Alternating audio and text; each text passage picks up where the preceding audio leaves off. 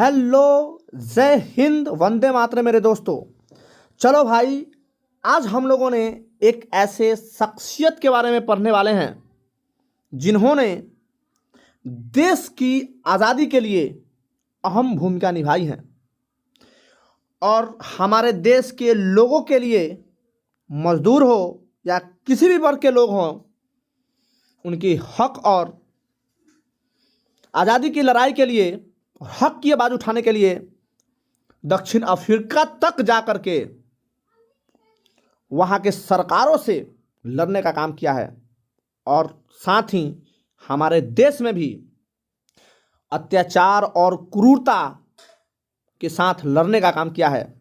उन शख्सियत के बारे में हम लोग आज बेहतरीन तरीक़ा से पढ़ेंगे जिनको हम बहुत अच्छे से जानते हैं, वो है महात्मा गांधी।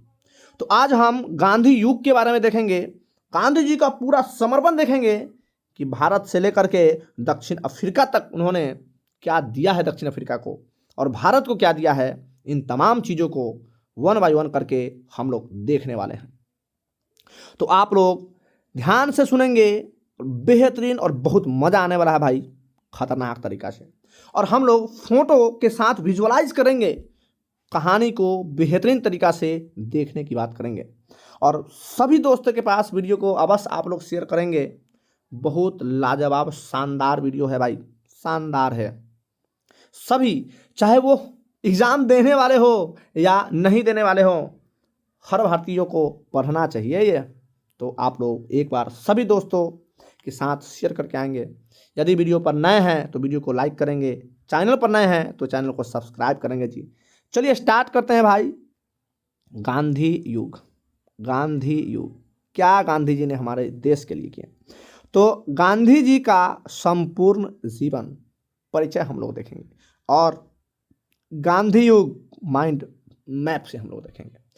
चलिए जी, तो हम लोग देखने का प्रयास करते हैं, इसको ध्यान से समझेंगे और बूझेंगे बेहतरीन तरीक़ा से, ठीक है। यही गांधी जी, धन है गांधी जी आप, बहुत धन है गांधी जी आप, बहुत धन है जो हमारे इस देश को कम आंदोलन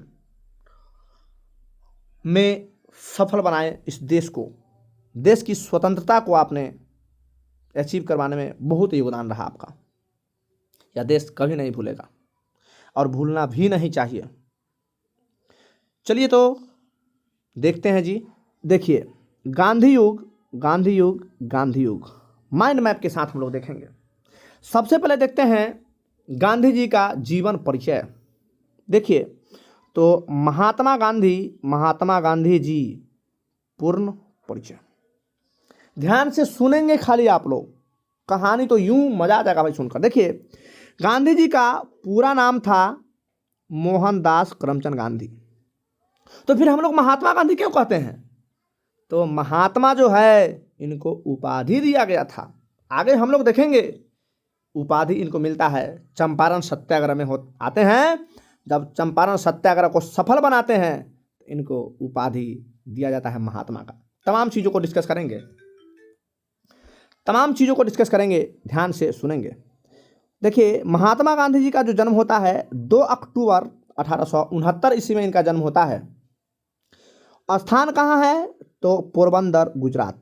यानी इनका जन्म गुजरात में हुआ था, ठीक है, गुजरात में इनका जन्म हुआ था।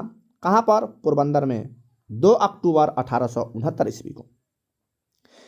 पिता का नाम, गांधी जी के पिता का नाम करमचंद गांधी या उनको काबा गांधी भी कहा जाता है। देखिए, माता का नाम पुतलीबाई, गांधी जी के माता का नाम पुतलीबाई, पत्नी का नाम कस्तूरबा गांधी। गांधी जी के पत्नी कस्तूरबा गांधी थी, ठीक है। आगे देखिए, गांधी जी के पुत्र का नाम, गांधी जी के 4 बेटे थे, बेटी नहीं थी। गांधी जी के एक भी बेटी नहीं थी, 4 बेटे थे। चारों बेटा का नाम याद रखेंगे, हरिलाल, मणिलाल, रामदास एवं देवदास। ये 4 इनके पुत्र थे। और इनके गांधी जी के शिष्या का नाम मीराबेन। गांधी जी के शिष्या थी, है ना, मीरा वेन। आगे देखिए, गांधी जी ने आत्मकथा लिखे, सत्य के साथ मेरे प्रयोग। गांधी जी का यह आत्मकथा है, सत्य के साथ मेरे प्रयोग। और अहिंसा दिवस बड़ा बढ़िया से हर साल, अब तो 2 साल पर मनाया जाता है अहिंसा दिवस। क्या हो गया भाई, 2 अक्टूबर इनके जन्मदिन पर मनाते हैं। और बहुत दुखद के साथ कहना पड़ रहा है कि इनका शहीद दिवस 30 जनवरी को हुआ था, यानी जिसको हम पुण्य तिथि कहते हैं। ठीक है जी, तो आपको समझ आया होगा, ये तमाम चीज़ आप लोग याद रखेंगे।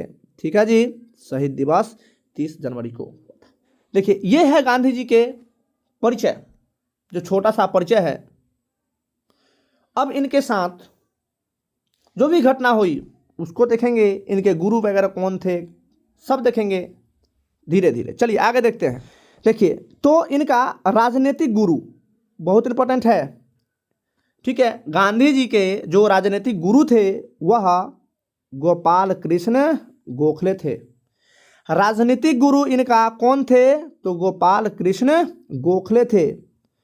दार्शनिक गुरु कौन थे, तो दार्शनिक गुरु लियो टॉलस्टॉय थे। ठीक है, लियो टॉलस्टॉय थे। यहो सब क्वेश्चन पूछा जाता है। इनका आध्यात्मिक गुरु कौन थे, तो श्रीमद राजचंद्र थे। ठीक है जी, बेहतरीन तरीके से याद रखेंगे जी आप।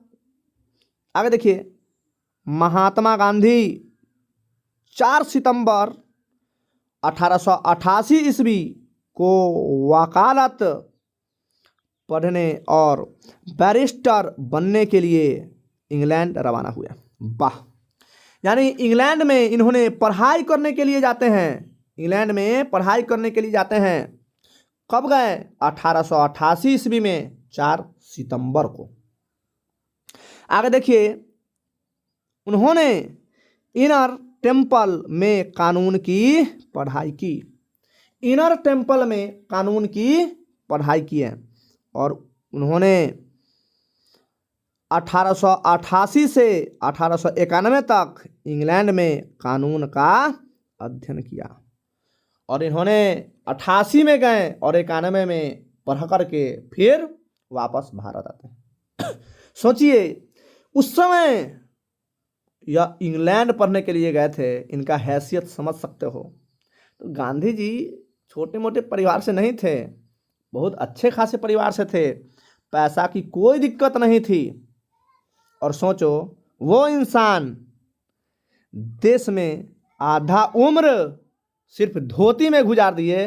सोच सकते हो क्या इनका मतलब, क्या ही कहें भाई, कुछ भी कहेंगे कम पड़ जाएगा।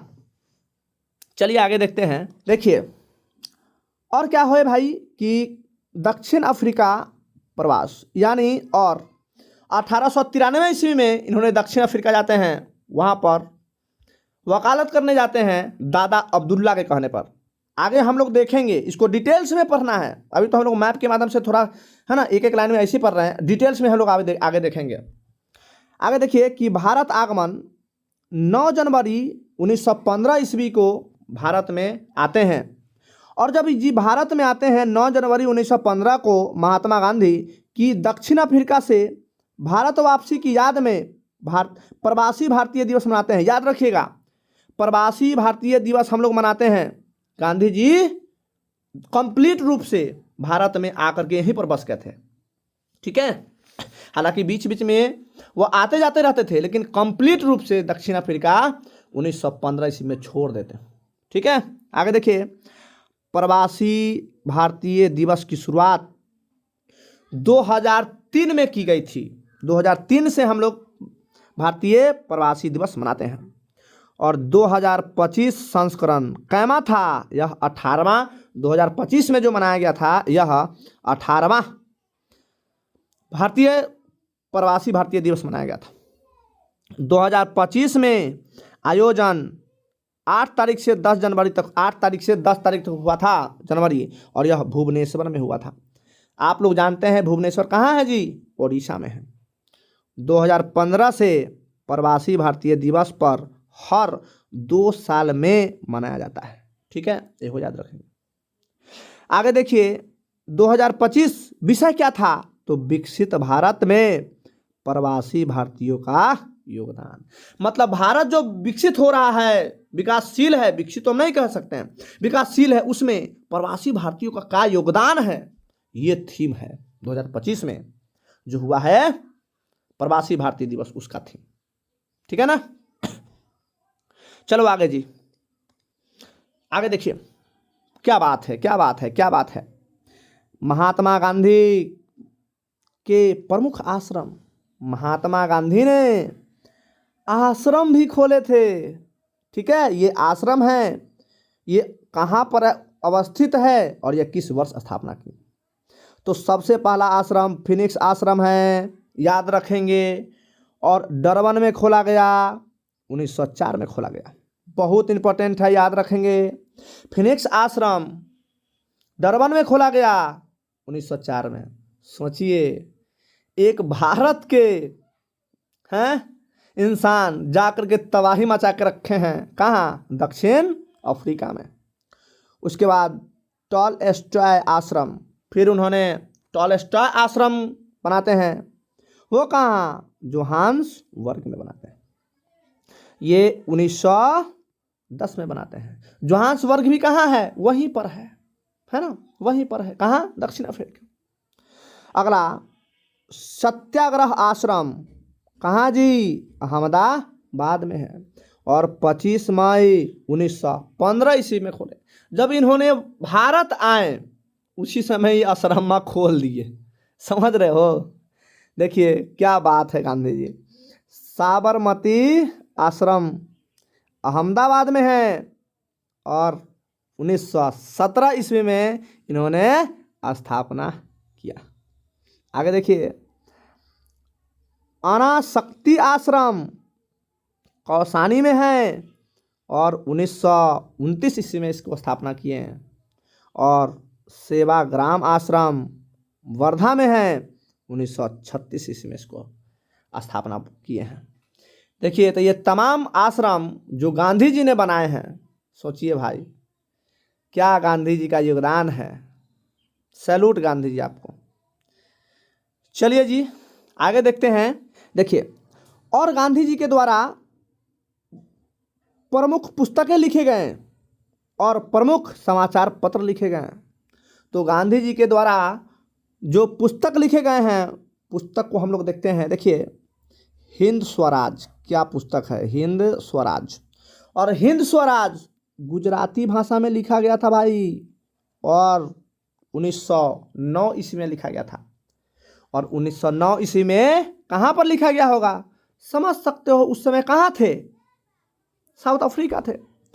उसके बाद इन्होंने क्या लिखे? सत्य के साथ मेरे प्रयोग, जिसको हम बोलते हैं माई एक्सपेरिमेंट विद ट्रूथ, ये भी किए है कि नहीं। आगे देखिए अगला लिखे हैं कि मेरे सपनों का भारत, यह भी लिखे हैं। अगला सत्य ही भगवान है। देखिए इतना बढ़िया बढ़िया पुस्तक इन्होंने लिखा, क्या बात है। अब कुछ समाचार पत्र भी इन्होंने लिखा। देखिए यंग इंडिया 1919 ईस्वी में लिखे हैं। एग्जाम में पूछा जाएगा, एकदम पूछा जाएगा। अगला है इंडियन ओपिनियन द अफ्रीका 1903 में लिखे। ये सब पत्रिका है, ये सब समाचार पत्र है। अगला नवजीवन गुजराती भाषा में लिखे, नवजीवन गुजराती भाषा में, और यह 1900 कब लिखे जी? 1925 में लिखे। अगला the green pamphlet Rajkot, Rajkot में द ग्रीन पंपलेट। उसके बाद एक हरिजन पत्रिका निकालते हैं 1933 ईस्वी में। देखिए इन तमाम पुस्तक और इन तमाम समाचार पत्र को इन्होंने लिखा भी। सोचिए कितना विद्वान थे, समझ रहे हो। अगला देखिए टाइम पत्रिका द्वारा महात्मा गांधी को मैन ऑफ द ईयर घोषित किया गया और यह 1930 में घोषित किया गया। देखिए ये कितना मज़ेदार बात है गांधी जी का है। चलिए अब हम लोग अभी मैप के माध्यम से थोड़ा थोड़ा बात जान गए, मोटा मोटी बात जान गए गांधी जी के बारे में। अब हम लोग डिटेल से देखते हैं। चलिए भाई देखिए, तो अब हम लोग डिटेल्स एक्सप्लेनेशन देखते हैं। अब हम लोग डिटेल्स एक्सप्लेनेशन देखते हैं भाई, ठीक है।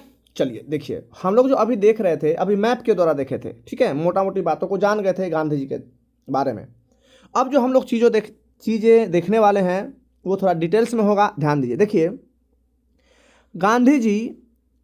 गांधी जी की शुरुआती पढ़ाई राजकोट में हुई और आगे की पढ़ाई के लिए वे भावनगर के श्यामल दास कॉलेज में गए। बहुत इंपॉर्टेंट, याद रखेंगे भाई। देखिए ये जो है गांधी जी जो है अपनी शुरुआती जो पढ़ाई है भाई, वह शुरुआती पढ़ाई कहाँ से की? तो शुरुआती पढ़ाई राजकोट से किए थे और उच्चतम पढ़ाई के लिए भावनगर श्यामल दास कॉलेज में उन्होंने गए।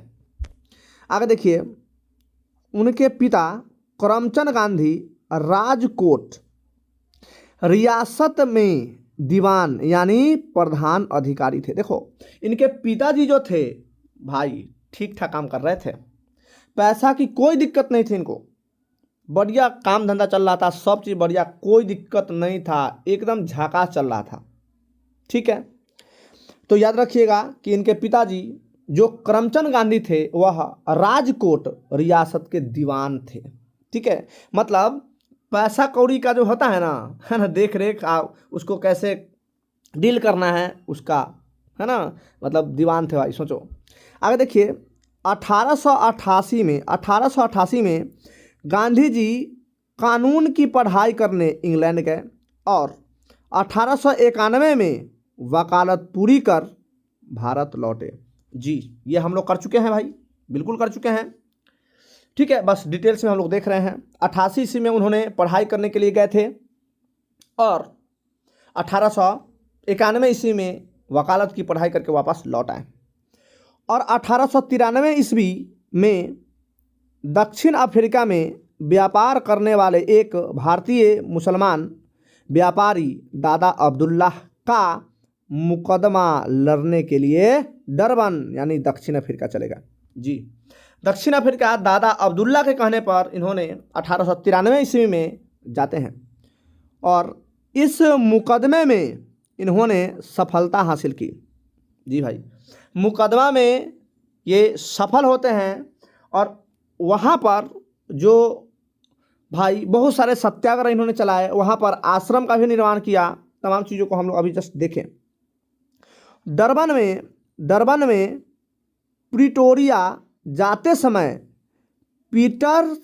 पीटर मैरिट्सबर्ग रेलवे स्टेशन पर उन्हें रंग भेद की वजह से ट्रेन से जबरन उतार दिया गया, है ना।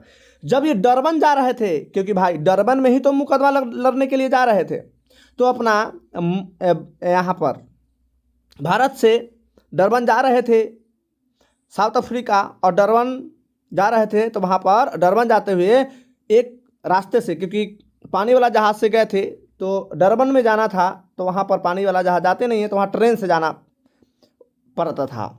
उतर गए और ट्रेन से जा रहे थे, तो उसी रास्ते में डरबन जाते वक्त उनको पीटर मैरिट्सबर्ग रेलवे स्टेशन पर इनको धक्का देकर बाहर निकाल दिया गया। कहा गया था कि आपको चढ़ने का अधिकार नहीं है इसमें, है ना, क्योंकि भाई साहब वह गोरे लोग के लिए था। अब बताइए, फिर भी इन्होंने नहीं कहा कि नहीं हम तो नहीं उतरेंगे क्योंकि मेरे पास टिकट है, फर्स्ट क्लास का ही टिकट है, हम तो नहीं उतरेंगे, जबरन तुम उतार दो लेकिन मैं नहीं उतरने वाला। उसी समय उतरते हैं और फिर वह अपने आप को कहते हैं कि नहीं हमको उतार दिया है, अगला ट्रेन से जाएंगे लेकिन फर्स्ट क्लास में ही जाएंगे चाहे जो। और फिर फर्स्ट क्लास का इन्होंने टिकट लिया, फिर फर्स्ट क्लास से ही वापस गए। ये देखिए जज्बा, किसी दूसरे देश में जा कर के इतना फॉर्म में थे, स्टार्टिंग में जाते ही वक्त इतना फॉर्म में थे। देखिए कि यह घटना उनके जीवन का टर्निंग पॉइंट साबित हुआ। बताओ, यही घटना से इनको बहुत आगे के सफ़र तय करना होता है और आगे चलकर उन्होंने अन्याय के खिलाफ सत्याग्रह और अहिंसा का मार्ग अपनाया। तभी सोचे कि नहीं भाई साहब, अत्याचार तो हो रहा है, किसी भी हिसाब में हमें इसको ठीक करना होगा। ठीक है ना जी, क्या बात है, क्या गांधी जी, सैल्यूट है आपको। दूसरे देश में जाकर के भारत के छवि को इतना नंबर 1 लेवल पर, पीक लेवल पर पहुंचाना शायद सबकी बस की बात नहीं था। चलिए आगे देखते हैं भाई। दक्षिण अफ्रीका में भारतीयों के प्रति रंग भेद नीति को स्पष्ट रूप से महसूस किया। कौन? गांधी जी। गांधी जी जब जाते हैं तो इनके साथ जो अत्याचार होता है, जो रंग भेद के हिसाब से, इन्होंने बाखूबी समझ लिया था। वहाँ देखिए, वहाँ प्रत्येक भारतीय को पंजीकृत प्रमाण पत्र लेना और यह प्रमाण पत्र हर समय अपने पास रखना आवश्यक था। लो तो भाई, मतलब वहाँ पर दक्षिण अफ्रीका में अंग्रेजवा का कहनाम था कि भाई अगर तुम भारतीय हो तो तुम्हारा एक स्पेशल कार्ड बनेगा और तुमको एनी टाइम रखना होगा, और नहीं रखोगे तब पकड़ाओगे तो तुमको जेल में भरा जाएगा। जा हो तो रखे। समझो कितना अत्याचार हो रहा है भारतीयों के साथ, है इतना जुल्म हो रहा है जी भाई साहब, बिल्कुल जुल्म हो रहा है। आगे देखिए, आगे क्या होता है कि 1894 में गांधी जी ने दक्षिण अफ्रीका में नटाल इंडियन कांग्रेस की स्थापना की। याद रखिएगा, नटाल इंडियन कांग्रेस की स्थापना की और रंग भेद की नीति के विरुद्ध आंदोलन भी शुरू किया और रंग भेद के लिए आंदोलन भी चालू किया कि भाई साहब तुम काला गोरा करते हो, लो आंदोलन अब। और उन्होंने दक्षिण अफ्रीका में इंडियन ओपिनियन अखबार का प्रकाशन भी किया था। मस्त है, याद रखेंगे, इंडियन ओपिनियन अखबार का प्रकाशित भी किया। और 1904 में फिनिक्स आश्रम की स्थापना की। वहीं पर ये सारा काम वहीं कर रहे हैं। सोचो, ये सारा काम वहीं हो रहा है इनका, है ना, दक्षिण अफ्रीका में कर रहे हैं। आगे देखिए जी, ध्यान से आप लोग समझिएगा, बेहतरीन चीज़ें हैं। देखियो, उनके प्रयासों व आंदोलन के कारण दक्षिण अफ्रीका सरकार द्वारा 1914 में अधिकांश रंग भेद कानूनों को रद्द कर दिया गया। सोचिए गांधी जी कितने पावरफुल थे। गांधी जी के कारण वहाँ पर क्या हो गया, काला गोरा का जो भेदभाव होता था वो भी बंद कर दिया गया। सोचिए क्या पावर रहा होगा गांधी जी का। ऐसा ही गांधी जी है भाई।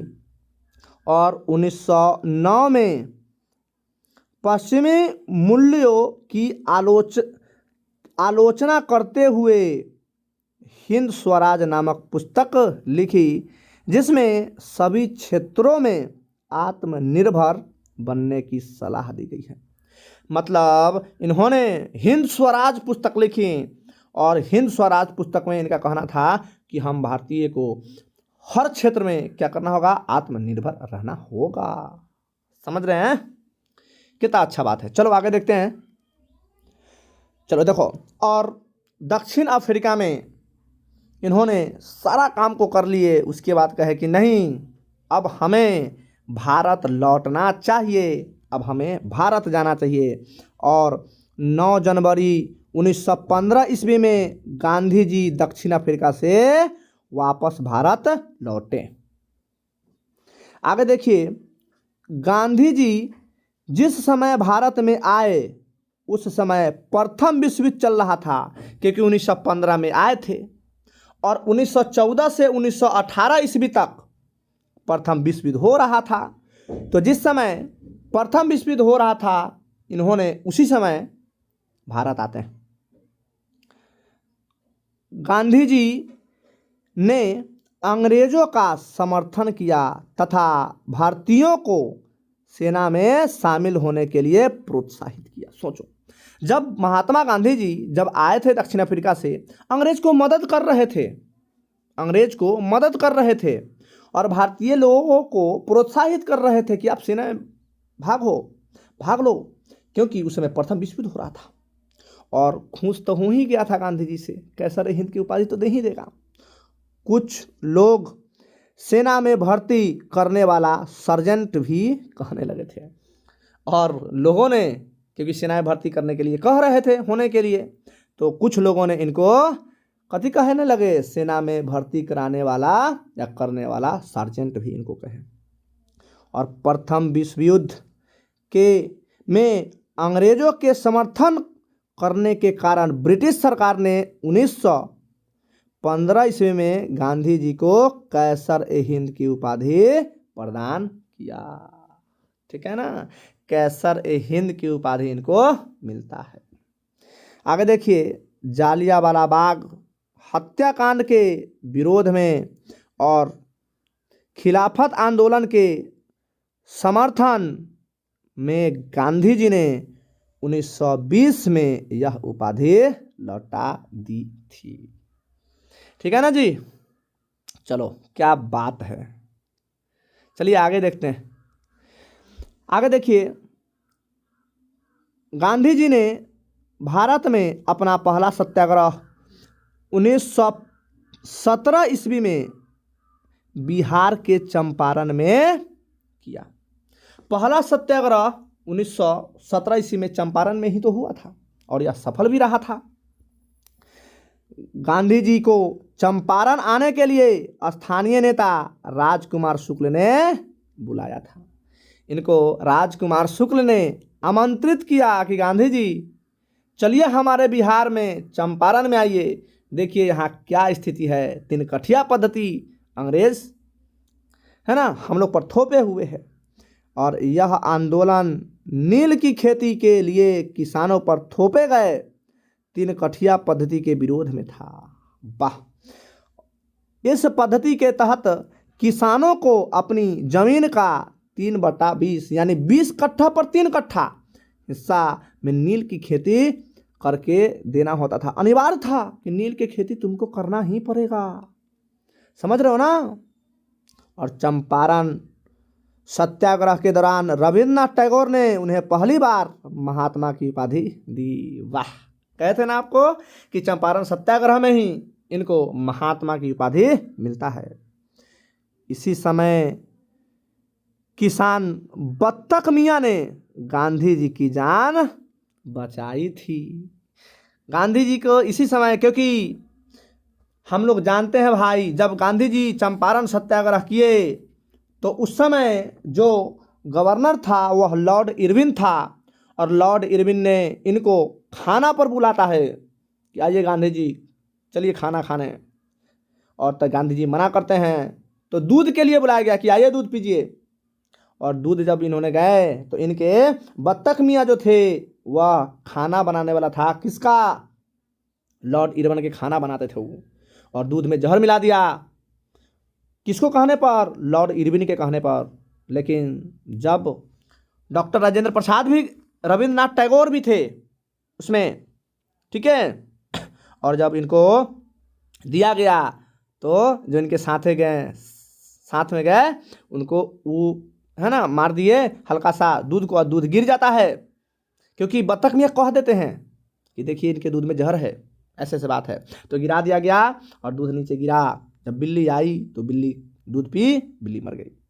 इस तरीके से बत्तख मियाँ ने इनको जान बचाती है ना, जान बचाते हैं बत्तख मियाँ। सोचो उस समय क्या हिंदू क्या मुसलमान भाई, सिर्फ हमारा देश की आवाज़ें सुना जा रहा था कि हमारा देश चाहता क्या है। और 2017 में चंपारण सत्याग्रह को 100 वर्ष पूरे हो चुके हैं। सोचो 2017 में 100 वर्ष पूरा हुआ चंपारण सत्याग्रह का। क्या महात्मा गांधी जी, और यही बिहार की धरती, चंपारण की धरती गांधी जी को महात्मा बना देता है। और एक हीरो की तरह पूरे देश में उभर करके आते हैं। भाई ये है बिहार की धरती, ये है बिहार की ताकत। चलिए आगे देखते हैं जी। 1918 में अहमदाबाद की मिल मजदूर हड़ताल के दौरान गांधी जी ने पहली बार भूख हड़ताल कर अपने संघर्ष को नया आयाम दिया। बहुत इंपॉर्टेंट है, याद रखिएगा।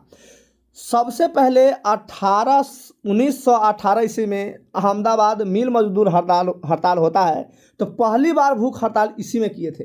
हालांकि इससे पहले हम लोग देखे थे 1917 ईस्वी में चंपारण सत्याग्रह सफल किए। उसके बाद अहमदाबाद 1918 में मिल मजदूरों का होता है।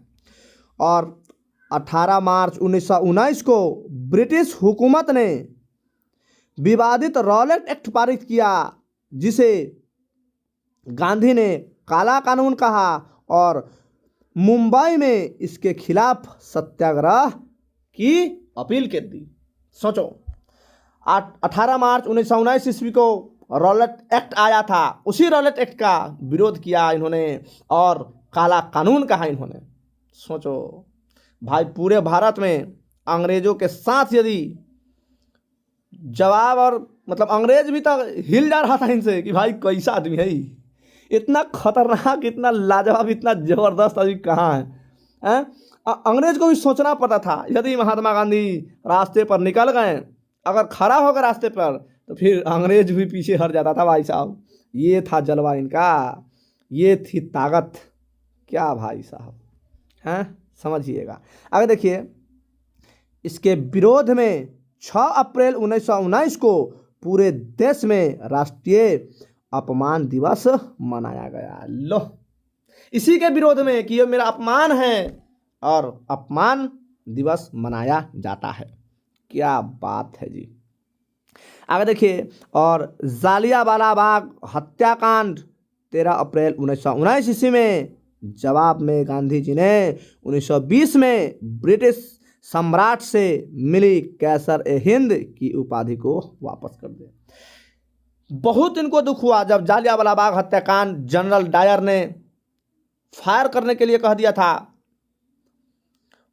तो फायर करने के दौरान कितने निहत्थे लोगों को जान से मार दिया गया था, ऐसे ही क्रूरता के साथ। और गांधी जी कह रहे थे कि बताओ, तुम हमको उपाधि दिया है और मेरे भारतीय को ऐसे ही मार रहे हो क्रूरता से, मैं आपका वापस करता हूँ। यह जो आप लोगों ने जो मेरे उपाधि दिया है, इस उपाधि को मैं वापस करता हूँ। और कैसर-ए-हिंद के उपाधि को वापस करते हैं। क्यों कैसर-ए-हिंद के उपाधि दिया? क्योंकि जब गांधी जी ने भारत में आते हैं दक्षिण अफ्रीका से, तो भारत घूमते हैं और अंग्रेज को ही सपोर्ट करते हैं।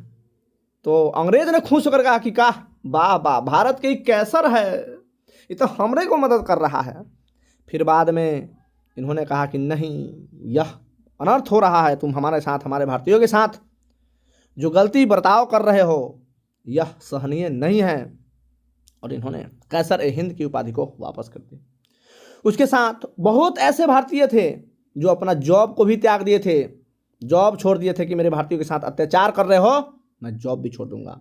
और सिर्फ गांधी जी ही नहीं, भारत के बहुत ऐसे नेता थे जो गांधी जी के साथ साथ चलते थे, और वो भी अपना उपाधि वापस किए और जॉब से भी, है ना, हट गए ये। और आगे देखिए जी, ध्यान दीजिएगा। देखिए, 1 अगस्त 1920 को महात्मा गांधी ने असहयोग आंदोलन की शुरुआत कर दी। मतलब अब हम सहयोग नहीं करेंगे, तुम अत्याचार कर रहे हो मेरे भारतीयों के साथ, हम तुमको सहयोग करेंगे।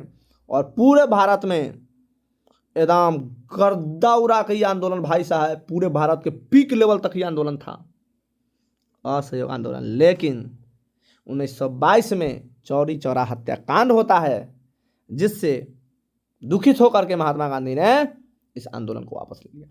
इस आंदोलन इतना पीक लेवल पर था ना, इतना पीक लेवल पर था कि अंग्रेज को लग रहा था कि भाई साहब 2 साल चला, सोचो ना, कोई अंग्रेज से कुछ नहीं, अंग्रेज का कोई सामान नहीं खरीदता था, स्कूल सब बंद हो गया था अंग्रेज का, अंग्रेज के किया हुआ हर चीज भारतीय बाइकआउट कर रहा था।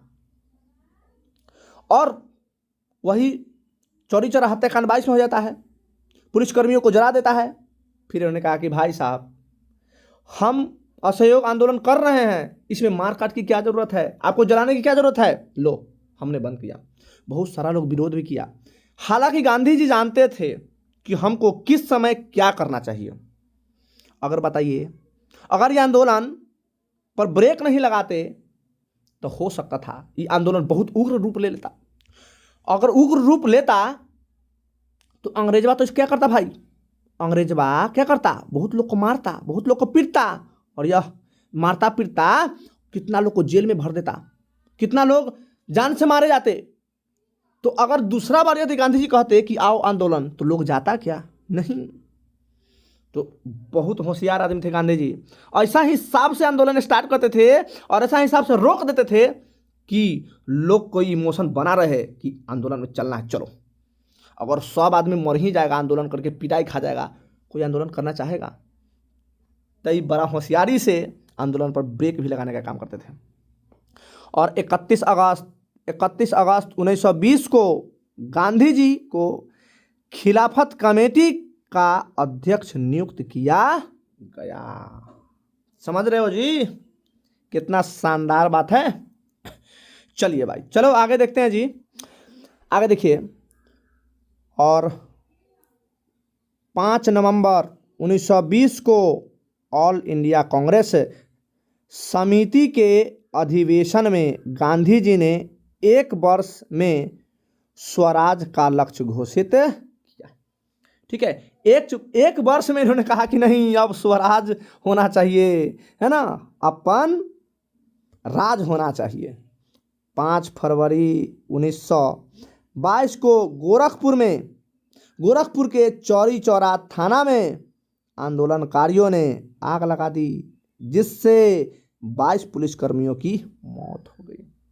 और भाई साहब इसी से दुखित होकर इन्होंने असहयोग आंदोलन को रोक देते हैं, वापस ले लेते हैं। और चौरी चौरा कांड के बाद गांधी जी ने असहयोग आंदोलन को रोक दिया। ठीक है जी। आगे देखिए कि चौरी चौरा के समय गांधी जी बारदोली में थे। बारदोली तो समझ रहे हैं, बारदोली के सत्याग्रह हुआ। आगे देखिए कि गांधी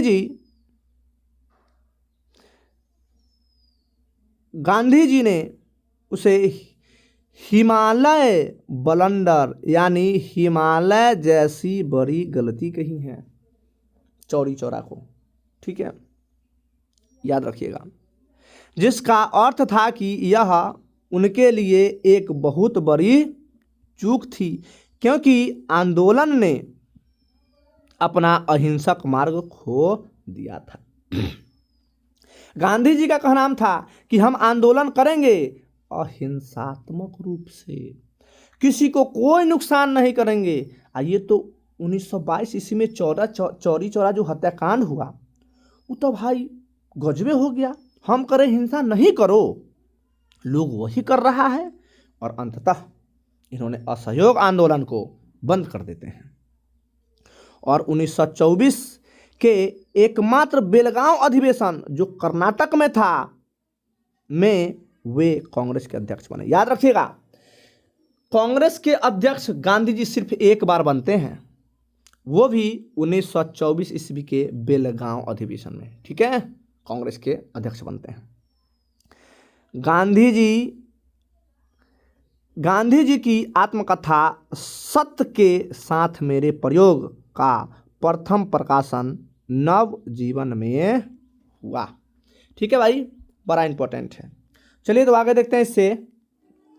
देखिए 12 मार्च 1930 को गांधी जी ने साबरमती से 78 साथियों के साथ दांडी मार्च शुरू किया। इंपॉर्टेंट है, याद रखिएगा। यह भी क्वेश्चन पूछा जाता है कि कितने साथियों के साथ इन्होंने दांडी मार्च शुरू किया, तो 78 साथी के साथ। डेट भी पूछा जाता है कि कहिया शुरू किया, तो 12 मार्च 1930 ईस्वी को शुरू किया गया था, साबरमती आश्रम से शुरू किया गया था। अगला देखिए कि 6 अप्रैल 1930 को 388 किलोमीटर की यात्रा पूरी कर दांडी में नमक कानून तोड़ा और सविनय अवज्ञा आंदोलन शुरू किया। बहुत इंपॉर्टेंट है भाई, एकदम आप इसको हर हाल में एकदम पचा लीजिए। क्या है कि 12 मार्च 1930 ईस्वी में साबरमती से चलना प्रारंभ किए और चलते चलते 78 को साथी से चलना प्रारंभ किए। रास्ते में और बहुत लोग आ गए और पैदल चले। सोच लो कितना कठिन तपस्या रहा होगा इनका। और 388 किलोमीटर यात्रा किए और यात्रा करके 6 अप्रैल 1930 को पहुंच गए दांडी और वहां पर जा करके नमक कानून तोड़ दिया कि अब, क्योंकि नमक एक ऐसा टैक्स लेता था जो भाई पूरे देश में हर घर के लिए ज़रूरत था। गांधी जी का नाम था कि नमक का टैक्स कम होना चाहिए और अंग्रेज टैक्स लिए हुए था काफ़ी और भारत को बनाने भी नहीं देता था। तो गांधी जी ने नमक कानून तोड़ा कि हम भारतीयों भी नमक को बनाएंगे और पहुंच करके नमक कानून तोड़ दिया और सविनय अवज्ञा आंदोलन को चालू किया इन्होंने। आगे देखिए 5 मार्च 1931 को गांधी इरविन समझौता, जिसको हम लोग दिल्ली पैक्ट भी कहते हैं। यहो क्वेश्चन आपसे पूछा जाता है, वेरी वेरी इंपॉर्टेंट क्वेश्चन है कि गांधी और इरविन के बीच समझौता कब हुआ। तो गांधी इरविन के बीच समझौता 5 मार्च 1931 ईस्वी को हुआ और दिल्ली में हुआ, इसीलिए इसे हम लोग दिल्ली समझौता भी कहते हैं। आगे देखिए इसके बाद 7 अप्रैल 1934 को गांधी जी ने आंदोलन समाप्त कर दिया। बहुत अच्छा आंदोलन भाई, है ना। कुछ चीज़ मान लिया गया तो फिर हम आंदोलन क्यों करेंगे, आंदोलन को समाप्त कर दिया जाता है। अगला देखिए, और 1931 में लंदन में हुए द्वितीय गोलमेज सम्मेलन में गांधी जी ने कांग्रेस का नेतृत्व किया। गांधी जी दूसरा गोलमेज सम्मेलन में जाते हैं। 3 गो गोलमेज सम्मेलन होता है, 1930 में, 1931 में, 1932 में। तो 1931 में दूसरका गोलमेज सम्मेलन में शामिल होते हैं ये, ठीक है। और याद रखिएगा तीनों गोलमेज सम्मेलन में डॉक्टर भीमराव अंबेडकर शामिल होते हैं। आगे देखिए 1932 में गांधी जी ने हरिजन सेवक संघ की स्थापना की। घनश्याम दास बिरला इसके अध्यक्ष थे। बड़ा इंपॉर्टेंट है, बढ़िया बात है भाई, ठीक है, याद रखेंगे। अगला देखिए कि उसी साल यानी 1972 की बात हो रहा है, सॉरी उसी साल यानी 1932 की बात हो रहा है। 24 सितंबर 1932 को गांधी जी और डॉक्टर अंबेडकर के बीच पूना समझौता हुआ। बड़ा इंपॉर्टेंट है, याद रखिएगा। पूना फैक्ट जिसको हम लोग बोलते हैं 1932 में हुआ 24 सितंबर को। 1934 में गांधी जी ने कांग्रेस से अपना त्याग पत्र दे दिया, ठीक है। गांधी जी ने अपना त्याग पत्र 1934 ईस्वी में दे देते हैं कांग्रेस, ठीक है जी। समझ आ रहा होगा, बहुत ईजी है, शानदार तरीके से आप लोग को समझ आ रहा होगा। चलिए इससे आगे देखते हैं जी। आगे देखिए,